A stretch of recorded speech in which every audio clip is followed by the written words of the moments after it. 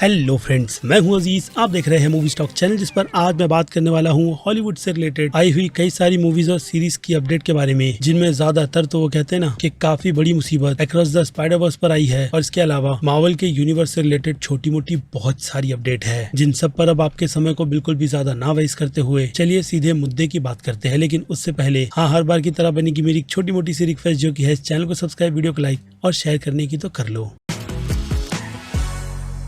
So friends, तो बात की जाए सबसे पहले ही अपडेट की, तो ये अपडेट है स्पाइडरमैन बियॉन्ड द स्पाइडरवर्स से रिलेटेड, जो कि स्पाइडरवर्स की इस एनिमेटेड सीरीज की तीसरी आप कह सकते हो कि इंस्टॉलमेंट है, जिसके सीक्वल के बहुत ही अमेजिंग से क्लिफहैंगर ने मुझे क्या हर एक उस फैंस को जिन्होंने भी ये फिल्म देखी है उन्हें एक्साइटेड कर रखा है कि आगे अब होगा क्या। जिस विजन पर मैं सिर्फ और सिर्फ इसके राइटर फिलिप और क्रिस्टोफर की वजह से ही बहुत ज्यादा ट्रस्ट करता हूँ, लेकिन देखा जाए तो बीते कुछ सालों से इस फिल्म के सीक्वल के ही बनने के बाद जो तीसरे पार्ट को लेकर के ऑफिशियल अनाउंसमेंट भी निकल कर आई थी कि ये फिल्म साल 2024 में रिलीज होगी, लेकिन वैसा हुआ नहीं। जिसके बाद फिर क्या था, इस फिल्म की रिलीज को डिले कर साल 2025 का ईयर बताया गया, और फाइनली ये फिल्म 2026 में आ रही है। इसकी ऑफिशियल अपडेट निकल कर आ गई थी, लेकिन अब ज़ैक स्नाइडर की तरफ से इस फिल्म से रिलेटेड बहुत ही दुखद खबर निकल कर आई है, जिनके अकॉर्डिंग अब ये फिल्म 2026 में भी नहीं बल्कि सीधे साल 2027 में ही थिएटर का मुंह देखेगी। जिसके अगर रीजन की बात की जाए तो रीजन ऑब्वियसली हर बार मेकर से लेकर के स्टूडियो के बीच क्रिएटिव डिफरेंस का ही निकल कर आता है, जहाँ पर राइटर्स अपने इस विजन को लेकर के वो कहते हैं ना कि तीसरे पार्ट को खत्म कुछ बैंगर के साथ करना चाहते हैं। ऐसे में उन्हें आप कह सकते हो कि बिल्कुल ही छूटा हाथ चाहिए, ताकि वो अपनी क्रिएटिविटी इस परफेक्ट स्पाइडरमैन की ट्रिलॉजी फिल्म से लोगों को बहुत ही अच्छी तरीके से दे। और वो चीज हमें इस फिल्म के सीक्वल में बहुत ही अच्छी तरीके से नजर भी आती है कि उनका वर्क स्पाइडरमैन के इस मल्टीवर्स को लेकर के कितना ज्यादा बेस्ट है। लेकिन जब चीजें काफी ज्यादा क्रेजी होती है तो उस पर आप कह सकते हो कि स्टूडियो की उम्मीदें भी बहुत ज्यादा बढ़ जाती है। वो भी इतनी कि फिल्म के पहले पार्ट के 90 मिलियन में फिल्म ने बॉक्स ऑफिस पर ऑलमोस्ट 384 मिलियन का बिजनेस किया था, और ऊपर से इस फिल्म को एकेडमी अवार्ड भी मिले थे, जिससे कि ये बात साफ हो गई थी कि स्टूडियो अपनी स्पाइडरमैन फिल्म से बहुत ज्यादा खुश है। और हाँ, बॉक्स ऑफिस नंबर भी फिल्म के स्पाइडरमैन की पॉपुलैरिटी को ध्यान में रख करके अच्छे खासे जनरेट हुए थे। और उसके बाद फिर क्या, जब ये फिल्म ओटीटी रिलीज हुई थी तो कई लोगों ने इस फिल्म को अच्छे वर्ड ऑफ माउथ से स्ट्रीमिंग प्लेटफॉर्म पर तो बहुत ज्यादा पॉपुलर कर दिया, जिस पर प्राइम वालों की अच्छी खासी नजर पड़ी। और फिर क्या था, उन्होंने भी इसमें इन्वेस्ट करते हुए सिल्क और स्पाइडरमैन नुआर जैसी सीरीज की बहुत ही तगड़ी डील अपने हाथ कर ली। लेकिन फिर जब उसे डिलीवर करने की बात आई तो सोनी वालों ने सिल्क की सीरीज को बजट के चलते कैंसिल किया, तो वहीं अमेज़न वालों का अप्रोच या फिर कहूं उनका प्रेशर उन्हें कंटेंट जल्द से जल्द बनाकर देने का था, जिन सब में क्रिस्टोफर और फिलिप्स ने बजट सोनी वालों के अकॉर्डिंग काफी ज्यादा रख दिया। यानी वो सीरीज सोनी वालों को उतना प्रॉफिट जनरेट कर नहीं देगी जितना उन लोगों ने उम्मीद लगा रखी थी। जिस हिसाब से सोनी पिक्चर्स का आप कह सकते हो कि बजट का पूरा डायग्राम ही बिगड़ चुका है, और ऊपर से इस फिल्म को लेकर के इसके सीक्वल को लेकर के जो उनका 1 बिलियन का सपना था वो कहीं न कहीं टूट ही गया था, क्योंकि उस फिल्म ने 150 मिलियन के बजट में 690 मिलियन के आसपास का बिजनेस किया था, जो फिर भी मुझे साल 2023 की रिलीज के हिसाब से बहुत ही ज्यादा सही भी लगता है, जिस टाइम पर ऑडियंस जल्दी थिएटर का मुंह देखना नहीं चाहती थी। लेकिन अब ये चीज शायद सोनी वालों को उस लेवल पर जाकर के समझ नहीं आ रही, जिन्होंने सीधे सीधे अब इस फिल्म के तीसरे पार्ट के बजट और वो कहते हैं ना कि क्रेजी सारी ही चीजों को राइटर्स को पूरी तरीके से हटाने के लिए बोल दिया है। जिस हिसाब से इस फिल्म में कई सारी चीजों को एक प्रॉपर एंड के साथ खत्म करने में अब एफर्ट तो जाएगा ही, क्योंकि क्लियरली सोनी पिक्चर्स ने फिल्म के जो मेजर पोर्शंस को निकाला है वो फिल्म के राइटर्स के लिए बहुत ज्यादा इंपॉर्टेंट थे। लेकिन सोनी नहीं चाहता कि उन्हें राइटर्स सीधे सीधे इस फिल्म में एनिमेशन के तौर पर इंक्लूड कर ले। यानी कहीं ना कहीं केविन फैगी ने सोनी वालों के साथ बहुत ही तगड़ी डील की है, जिसके चलते उन लोगों ने अपने इस फिल्म के विजन और अच्छे राइटर्स से पूरी तरीके से मुंह तो मोड़ ही लिया है। क्योंकि अगर काम क्रिएटर्स के हिसाब से बिल्कुल अच्छा नहीं हुआ और ऐसे में कई सारी चीजों को काटने की बात की जाए, वो भी तब जब पूरी स्टोरी को ही लिख करके रेडी कर रखा गया है और ऊपर से इसके प्रोडक्शन का काम चल रहा है। लेकिन अब सोनी बीइंग सोनी जैसी हरकतें कर उन्होंने ये चीज बता दी है कि उनके अंडर अगर काम करना है तो झुक के रहना होगा, क्योंकि कहीं ना कहीं माइल मोरेल्स से लेकर के ग्वेन स्टेसी के लाइव एक्शन पर सोनी वालों ने अपनी अलग प्लानिंग कर रखी है, जिनमें से माइल्स पर एमी पैस्कल ने खुद अपनी अपडेट दी थी। जिस रिपोर्ट की अब एक और अपडेट डैनियल पेम्बरटन की तरफ से निकल कर आई है, इसी बात को बताते हुए कि आपको इंटरनेट की सभी बातों पर बिल्कुल भी बिलीव नहीं करना चाहिए। यानी देखा जाए तो सीधे सीधे वो इस फिल्म के कुछ आइडिया को स्क्रैप करने की रिपोर्ट को झुठला रहे हैं। बाकी इससे रिलेटेड फिलिप की तरफ से भी श्योरिटी दी गई है कि जो कोई भी रूमर चल रही है उस पर फिलहाल तो आप बिलीव ना करें। जिस पर मैंने भी अपनी कुछ रिसर्च की, और रिसर्च में फिलहाल तो जो डिटेल ज़ैक स्नाइडर की तरफ से इस फिल्म के बिहाइंड द सीन की निकल कर आई है उसमें कहीं ना कहीं सच्चाई तो है ही, लेकिन उतनी ज्यादा नहीं जितनी अभी के तौर पर निकल कर आई है।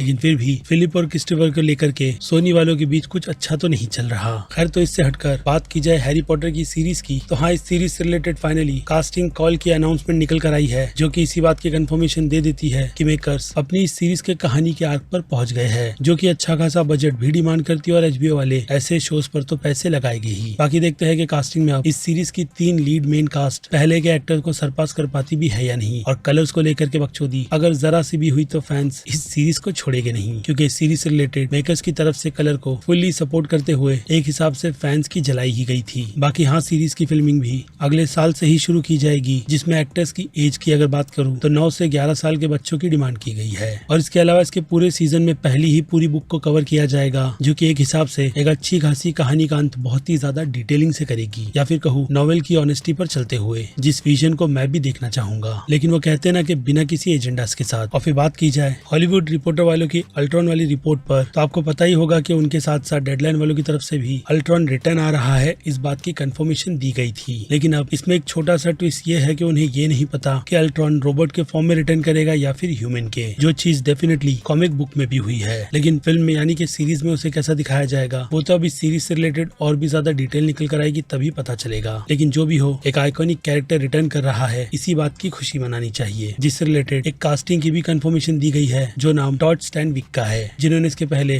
स्टार ट्रेक की सीरीज में ही खुद का योगदान दिया है। जिस शो से ही बाय द वे केविन फेगी को ये पता चल गया कि उन्हें विजन क्विस्ट के शो की कमांड किसके हाथों में देनी चाहिए, जो नाम टेरी मेल्टस का है, जिनका जादू स्टार ट्रेक के खत्म हो रही यूनिवर्स में बहुत ही अच्छी तरीके से चला था। यानी उन्हें पता है कि फैन सर्विस अगर प्रॉपर तरीके से देनी है तो किस तरीके की होनी चाहिए, जिस पर मुझे लगता है कि उनका काम विजन क्विस्ट की सीरीज में भी याद रखा जाएगा। और दूसरी तरफ इस सीरीज के कास्ट टॉड की बात की जाए तो वो इस सीरीज में आप कह सकते हो कि एक विलेन का रोल ही प्ले कर रहे हैं, जिनका काम है एक हत्यारे का, जो कि एंड्रॉइड टेक्नोलॉजी को तलाश कर रहे हैं, यानी कि एक हिसाब से विजन को, आई मीन व्हाइट विजन को। जिसके बाद बात करें ब्लेड जैसी कभी ना बनने वाली फिल्म की, तो इसे लेकर के जैक स्नाइडर की तरफ से यही बताया जा रहा है कि ये फिल्म अभी के लिए तो नए डायरेक्टर को ढूंढ रही है। जी हाँ, नए डायरेक्टर को, जिसके पहले इस लिस्ट में नाम केन डेमनगी का है, जो कि अब भी कुछ सॉलिड रूमर के अकॉर्डिंग इस फिल्म के साथ में चिपके हुए है। लेकिन कितने, उसकी श्योरिटी मैं नहीं दे सकता, और इसकी भी कि क्या ये फिल्म बनेगी भी या नहीं, क्योंकि कॉस्मिक सर्कस वालों का कहना यही है कि ये फिल्म सीक्रेट वॉर के बाद रिलीज की जाएगी, जो चीज एक हिसाब से इस बात का सेंस बना रही है कि मल्टीवर्स के सागा में फिलहाल तो ये विजन उतना फिट नहीं बैठ रहा। और हाँ, ऐसा ही कुछ आर्मर वॉर के साथ भी हो रहा है, जिन दोनों की ज्यादा डिटेल अगर निकलती है तो उस पर एक अलग सेपरेट वीडियो बना करके मैं आपको मार्वल के यूनिवर्स में इन दोनों सीरीज से रिलेटेड क्या चल रहा है वो दे दूंगा। और जहाँ स्पाइडरमैन के डायरेक्टर की कंफर्मेशन हुई है, तो वहीं अब क्वेश्चन शैंग-ची 2 फिल्म से भी निकल कर आ रहा है कि क्या इस फिल्म को डैनियल डायरेक्ट करने के मूड में है भी या नहीं। बल तो उससे रिलेटेड भी फिलहाल तो रिपोर्ट यही कोट की गई है हॉलीवुड रिपोर्टर वालों की तरफ से कि हाँ, इस फिल्म के दूसरे विजन को भी वही डायरेक्ट करेंगे। लेकिन अब क्वेश्चन निकल कर आता है कब, क्योंकि देखा जाए तो डैनियल अब स्पाइडरमैन 4 फिल्म के अकॉर्डिंग 2 फिल्मों को नहीं बल्कि 3 फिल्मों को डायरेक्ट करने वाले हैं, जिनमें से एक विजन नारुतो का लाइव एक्शन भी है। जिस हिसाब से स्पाइडरमैन तो साल 2026 से पहले रिलीज नहीं होगी, तो वहीं इसके बाद का बाकी का विजन साल 2025 के अंत में ही शैंग-ची 2 के प्रोडक्शन को शुरू करने का है। और अगर करंटली देखा जाए तो वो वंडरमैन के शो पर भी काम कर रहे हैं, जो कि ऑलमोस्ट खत्म ही हो गया है। ऐसे में अगर शैंग-ची को देखा जाए तो 2026 के अंत तक आ जाना चाहिए अगर शेड्यूलिंग और फिल्म का प्रोडक्शन प्रॉपर चला तो, वरना साल 2027 इस फिल्म की रिलीज का कंफर्म रहेगा। लेकिन नारुतो के लाइव एक्शन का फिलहाल तो अता पता नहीं। और फिर इससे हटकर बात की जाए कुछ क्विक अपडेट की, तो डेयरडेविल बॉर्न अगेन के सीजन 2 को लेकर पनिशर की यही अपडेट निकल कर आई है कि इस कैरेक्टर का रिटर्न सीजन 2 में भी किया जाएगा, जिसका रोल शो में अच्छे खासे लेंथ का होगा। जो पता तो ऑब्वियसली इसका सीजन 1 देखकर ही चलेगा। जिससे हटकर अब venom the last dance film की बात की जाए तो इस फिल्म को चाइना में 2 दिन पहले यानी कि 23 अक्टूबर के दिन रिलीज किया जाएगा।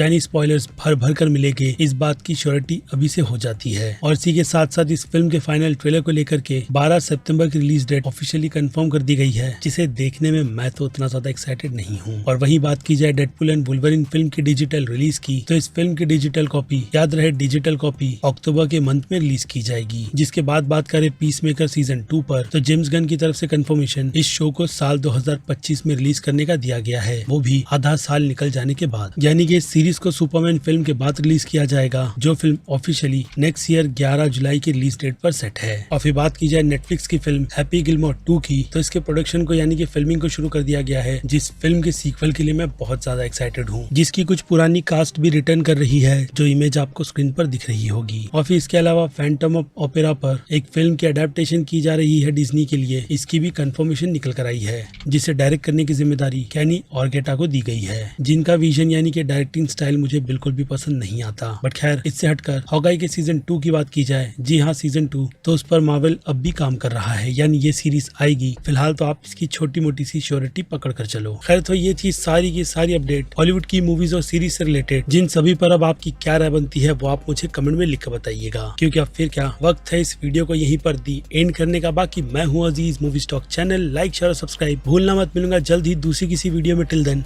Bye.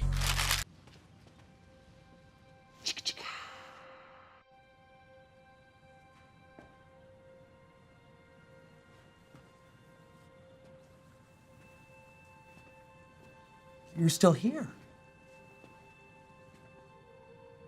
It's over. Go home.